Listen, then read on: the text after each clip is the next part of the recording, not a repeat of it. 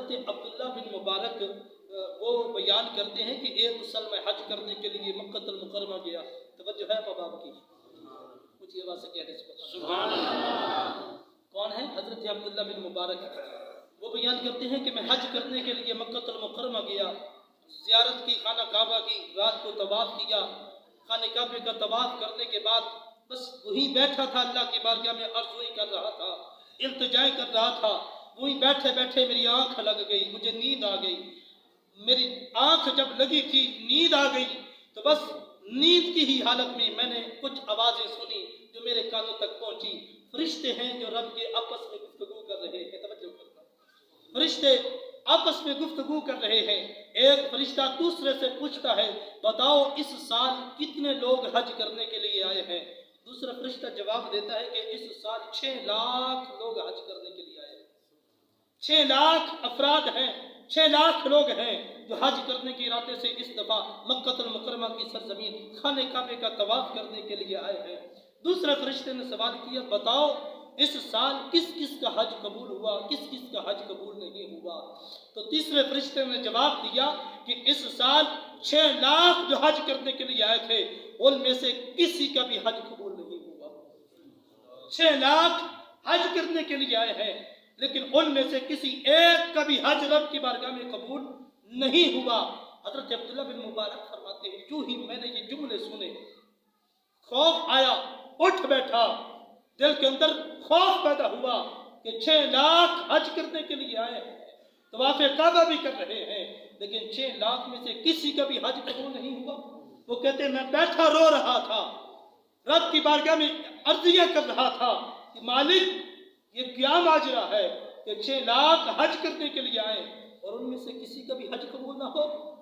کہتے ہیں میں بس رو رہا تھا, بس اسی رونے کی حالت میں میرے اوپر پھر نیند کا غلبہ آیا, میری آنکھ لگ گئی. پھر خواب کے ہی عالم میں, سونے کے ہی عالم میں کسی فرشتے نے یہ صدا دی. سب فرشتوں کو کہتا ہے ارے فرشتوں مبارک ہو کہ اس سال جو 6 لاکھ لوگ حج کرنے کے لیے آئے تھے پہلے کسی کا بھی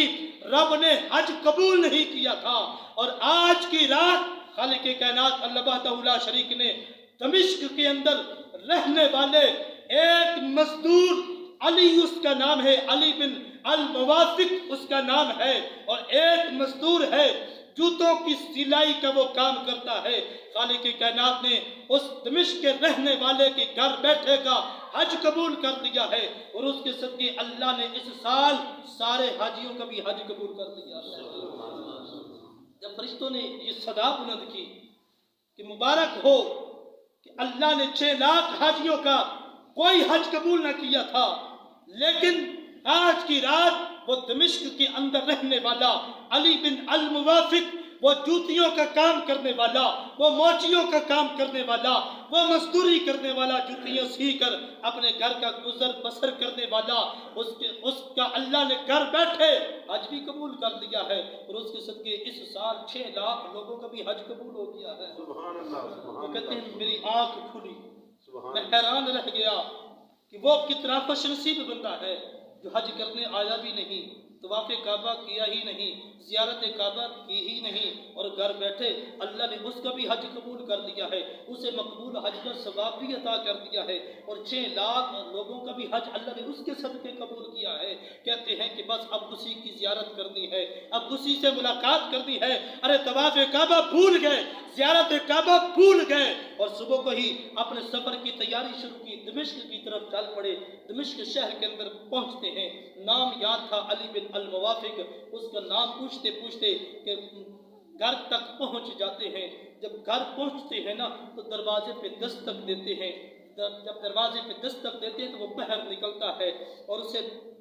جناب والا ادب کے ساتھ عبداللہ بن مبارک ملتے ہیں, اور اس کے ہاتھ چوم کر, ہاتھ جوڑ کر کہتے ہیں اے اللہ کے نیک بندے, اے اللہ کے مقبول بندے, بتا تجھ کے اندر ایسا کون سا نیک عمل ہے, کون سی ایسی نیکی ہے کہ اس سال تو گھر بیٹھے مقبول حج کا ثواب بھی پا گیا ہے, اور تیرے صدقے اللہ نے 6 لاکھ لوگوں کا بھی حج قبول کر لیا ہے,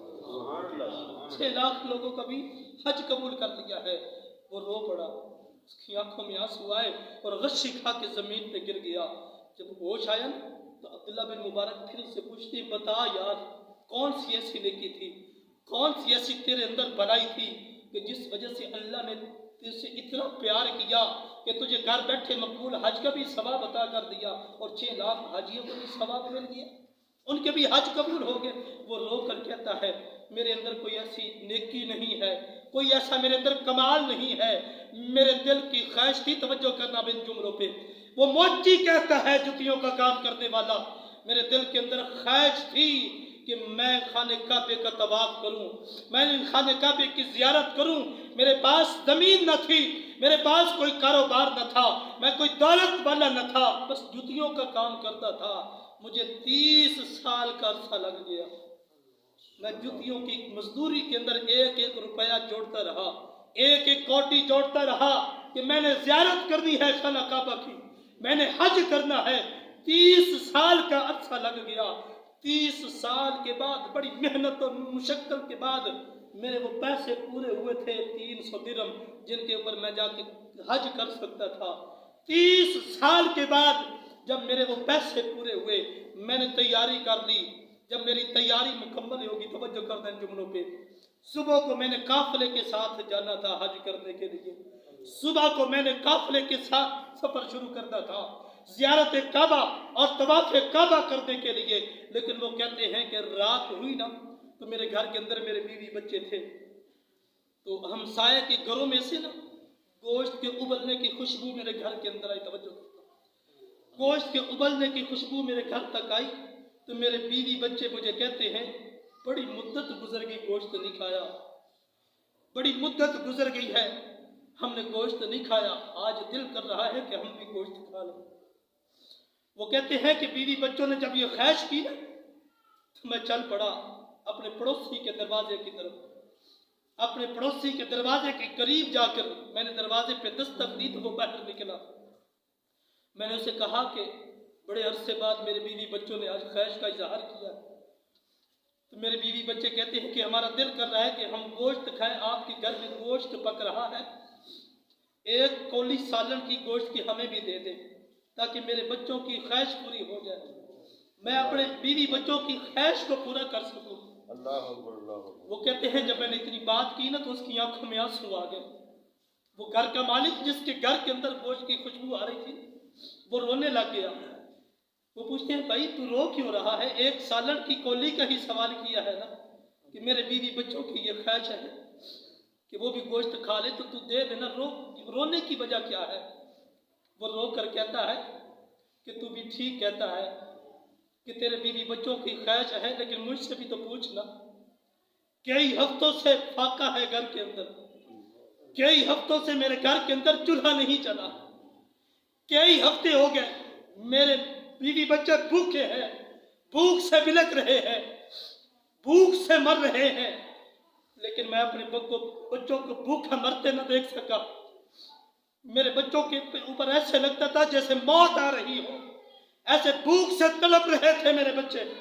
میں اپنے بچوں کو تڑپتے نہ دیکھ سکا، روتا ہوا گھر سے نکلا، میں نے جنگل کا رخ کیا، میرے پاس کوئی چیز تھی نہ میں کہ بچوں کو لا کر کھلاتا، جنگل کی طرف رخ کیا ہے نا تو اس جنگل کی طرف گیا جہاں لوگ اپنے مردہ جانوروں کو پھینک دیتے ہیں، اپنے جانوروں کو مار کر جو مردہ ہو جاتے پھینک دیتے ہیں، وہاں میں نے ایک گدھا مرا ہوا دیکھا اور اس گدھے کا